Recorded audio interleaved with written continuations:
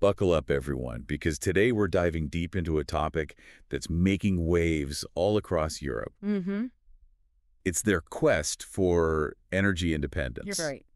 and the unexpected consequences it's having in the uranium mines of Niger. Yeah, it's a fascinating paradox, isn't it? Yeah. This push for clean energy Right. butting up against the often hidden costs of actually achieving it? Absolutely. We've got two sources for this deep dive. Okay. One is an investigative piece that really digs deep into the impact of uranium mining on people and the environment. And then we get this breaking news piece about a major shakeup in the industry, especially with one of the biggest mining companies in Niger. Yeah, these sources really show just how interconnected the world truly is. Right. Decisions made in Europe, about energy policy, they have a direct impact on a place like Arlit. It's a Yeah. small town in Niger built around uranium mining. And Arlit is going to be at the center of our deep dive today. Okay. We'll be exploring the hidden costs of Europe's energy choices, particularly for France, and how they ripple out to the people and the environment of Niger. Right. Think environmental damage, health, risks, economic disparities. Yeah. And this complex relationship between Niger and France, especially now with this recent coup adding fuel to the fire. Right. So we're going to uncover why what happens in Arlit matters to you, even if you're thousands of miles away. Yeah, let's start by going back in time, shall we? Right. Back to the 1950s and 60s when France set its sights on Niger's uranium deposits. They saw it as their ticket to energy independence, Yeah. a way to power their growing nuclear program. And that's where Arlit enters the picture. Right. The French mining companies basically built Arlit from the ground up, Uh-huh. promising it would become a little Paris, Wow. a beacon of prosperity in the middle of the desert. It all sounded so promising, a win-win, right? Right. But except little Paris never quite materialized. Today, Arlit struggles with the lack of basic infrastructure, widespread poverty, and even the presence of rebel groups. It's a far cry from the progress and prosperity that was promised. It really is, and it's a stark illustration of how the pursuit of resources, even in the name of progress, Yeah. can have these unforeseen and often very negative consequences. Yeah, and speaking of consequences, let's talk about the environmental and health risks associated with uranium mining. Okay. Our investigative report introduces us to Al-Mustafa Al-Sassen, a local activist who's been shining a light on the damage being done. Yeah, his work is so important because it reveals the dangers of radioactive waste, Right. which unfortunately have not been taken seriously enough. Mm-hmm. The report includes some truly alarming examples, for instance. Okay. They found a former bus depot where radioactive waste had been used in the construction, Oh, and the radiation levels there Yeah. were 10 to 20 times higher than what's considered safe. that's horrifying to think about. Yeah. People unknowingly exposed to such high levels of radiation. And this isn't an isolated incident. Really? Al-Hassan has documented numerous cases of radioactive materials being used in homes Wow. and even mosques. So this radioactive threat is like woven into the fabric of their daily lives. Exactly. It's not just about the mines themselves, it's about how the waste from those mines is handled. Right. Or in this case, mishandled. Yeah, this brings us to the mining process itself. Okay. The report focuses on the Somaïr mine, which is one of the largest open-pit uranium mines in the region, just to give you a sense of scale. Yeah. It covers this massive area and produces a huge amount of uranium every year. And with all that uranium comes a radioactive byproduct Right. called uranium mill tailings. What exactly are those and why are they so dangerous? Well, uranium mill tailings are essentially the leftover waste from the mining and milling process, what's left after they extract the usable uranium. Okay. This waste is highly radioactive and incredibly dangerous. Why? For every kilogram of refined uranium, Uh-huh. hundreds of kilograms of these tailings are produced. Just imagine the sheer volume of hazardous material we're talking about here. Yeah, so what happens to all these radioactive tailings? Well, typically Bro. they're dumped at the edge of the mine, Oh. left out in the open to dry. Now consider the environment of the Sahara Desert. Yeah, Constant wind, frequent sandstorms. right. All that radioactive dust gets picked up and carried far and wide, Yeah. contaminating the surrounding environment. So this is where those ripple effects you mentioned really start to come into focus. Exactly. It's not just about the immediate area around the mine. It's about the potential for widespread contamination. Precisely. And the problem is compounded by the fact that uranium mining is incredibly water intensive. Right. The Somayer mine, for example, uses billions of liters of water annually, Wow. primarily drawn from underground fossil water sources. Which, as you can imagine, is a huge issue in a region where water is already a scarce and precious resource. It's a double whammy, really. Yeah. Not only are they depleting these ancient water reserves, But the water used in the mining process becomes contaminated with uranium and other toxic substances, rendering it unusable for drinking or irrigation. so they're taking a resource that's essential for life Yeah. and turning it into a potential hazard. Unfortunately, yes. And the most frustrating part is that the mining companies have publicly denied any groundwater pollution. Oh, really? But our investigative report uncovered a different story. What did they find? Internal documents from one of the companies obtained by the journalists actually acknowledge contamination in the groundwater. Wow. They even admit that the contamination is likely coming from the mines. So it's a classic case of saying one thing publicly while knowing a completely different reality exists. Yeah.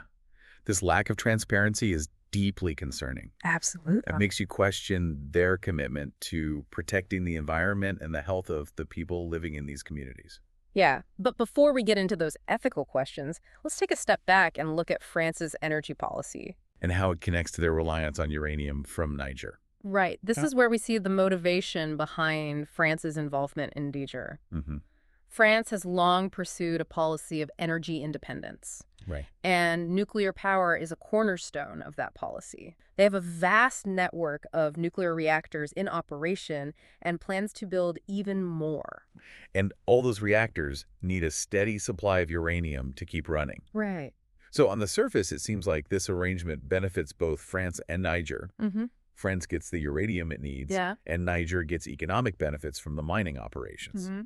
But as we're discovering, it's not that straightforward. You're absolutely right. One of the crucial insights from our deep dive is that this idea of energy independence is often an illusion. What do you mean by that? How can a country with such a large nuclear power program not be energy independent? As researcher Raphael Gonvaux points out in our sources, France has historically imported most of its uranium. Oh, wow. Even before they started relying heavily on Niger. So even though they generate electricity through nuclear power, they're still dependent on other countries for the fuel to run those reactors. So their quest for independence actually leads to greater dependence on a global network of uranium suppliers. Yeah, and by diversifying their sources, adding countries like Namibia, Canada, Australia, and Kazakhstan to the mix. Wow.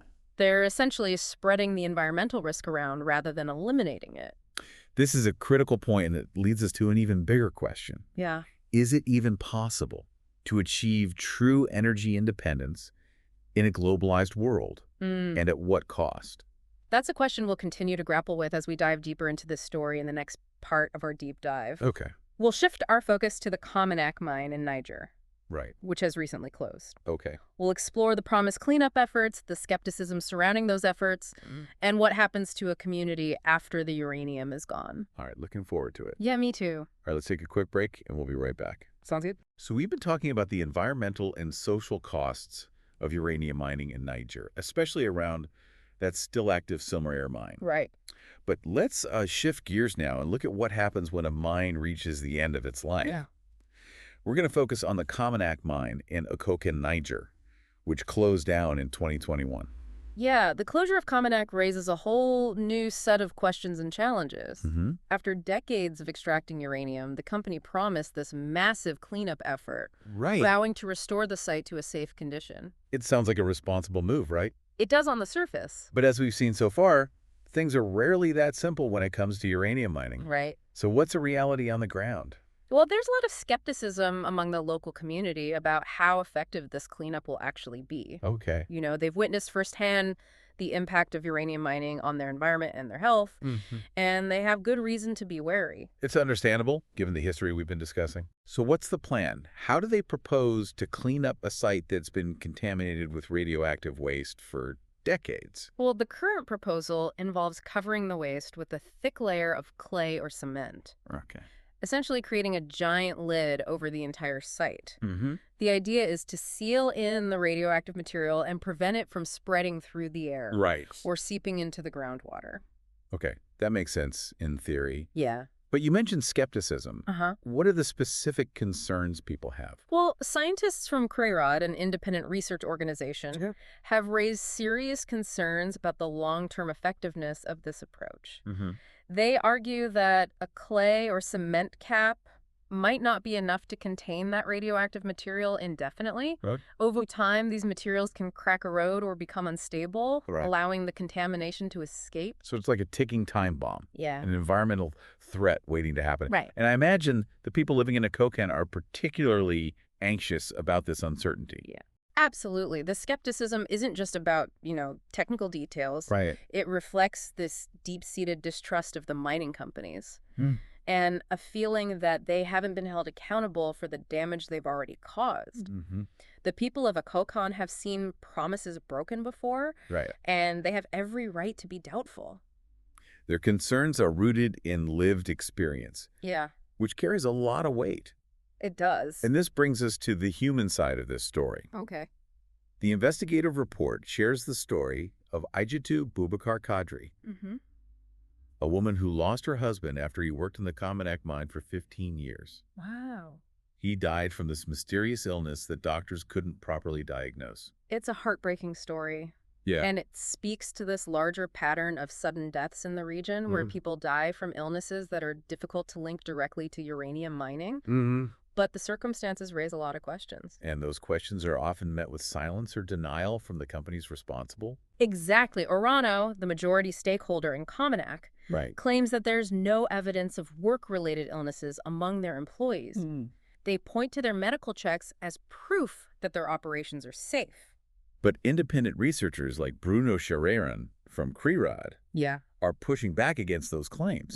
He calls Orano's statements absurd and points to a wealth of evidence from other uranium mining sites around the world that link these operations to serious health problems. Absolutely. So we have a clear disconnect between the company's narratives and the lived experiences of the people on the ground. It's a familiar story, unfortunately. And this disconnect leads us to the next layer of this complex issue. Okay. The economic disparity between France, the country benefiting from the uranium, and Niger, the country bearing the brunt of the costs. It's a stark and unsettling contrast. Niger is one of the world's largest uranium producers, yet they've seen very little profit from their valuable resources. It's crazy. Only about 12% of the revenue from Niger's uranium stays in the country. That's a shockingly small amount. Where's all that money going? Well, to understand this, we need to look back at the legacy of colonialism. Okay. After Niger gained independence from France in 1960, they were pressured into signing these agreements that gave France priority access to their strategic resources. Wow. Including uranium.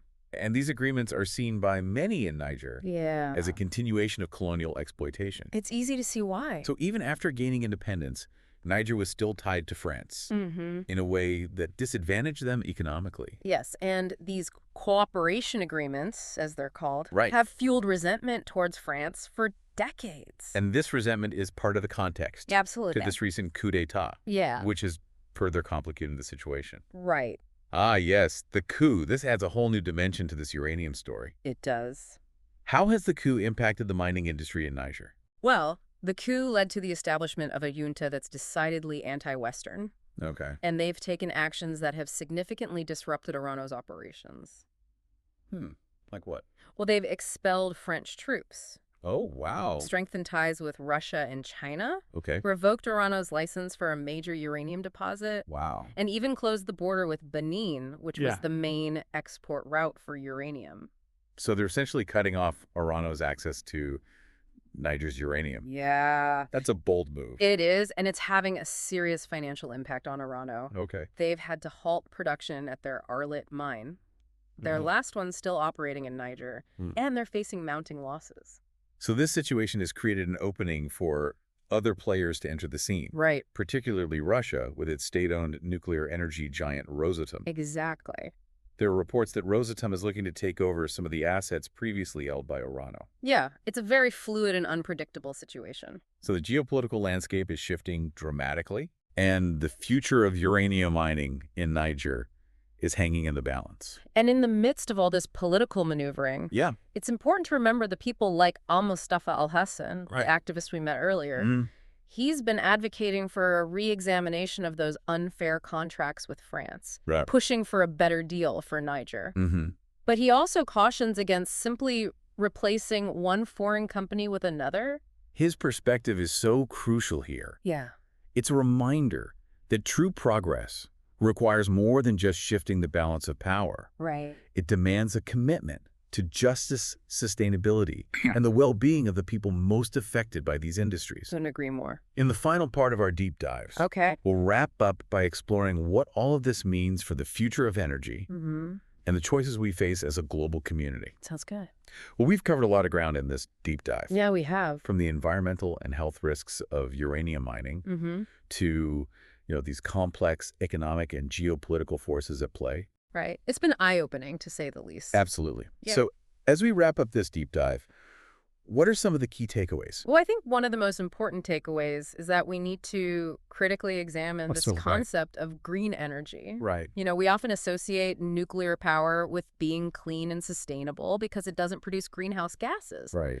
But as we've seen in Niger, the mining and processing of uranium, the fuel for nuclear reactors can have its own devastating environmental and human costs. It's like trying to solve one problem but creating another one in the process. Exactly. And this brings us to another crucial point. Okay. Environmental justice. Yeah. The people of Niger are bearing the brunt of the environmental and health risks associated with uranium mining. Right. While the benefits, primarily in the form of energy, are flowing to wealthier nations like France. This raises some serious ethical questions about who benefits and who bears the burden of our energy consumption. Yeah, it does. It's a stark reminder of the inequities built into our global systems. And it also challenges us to think differently about this concept of energy independence. Right. Perhaps instead of striving for independence, Yeah. which often comes at the expense of others, we should be focusing on interdependence. Okay. On building more equitable and sustainable partnerships in the energy sector. Partnerships based on transparency, accountability, and a fair sharing of both the benefits and the burdens. Precisely. It requires a shift in mindset, from competition to collaboration, from exploitation to empowerment. So after all we've learned, what's the most important question we should be asking ourselves? The question I keep coming back to is this: how can we balance the need for energy with responsible sourcing and ethical practices? It's a question that each of us has a role in answering through our individual choices as consumers and our collective actions as citizens. Right. We need to be informed, engaged, and willing to challenge the status quo. This deep dive has definitely given us a lot to think about. And it's clear that the future of energy is not just a technological challenge, Right. but a social and ethical one as well. We can't just focus on finding new sources of energy. We need to fundamentally rethink our relationship with energy. I agree. How we produce it, how we consume it, and who benefits from it. I think that's a powerful message to end on. Yeah. The choices we make today will shape the energy landscape for generations to come. Right. We have a responsibility to make those choices wisely and with a deep awareness of the interconnectedness of our world. Couldn't have said it better myself. Yeah. Thanks for joining me for this deep dive. It was my pleasure. Thanks for having me.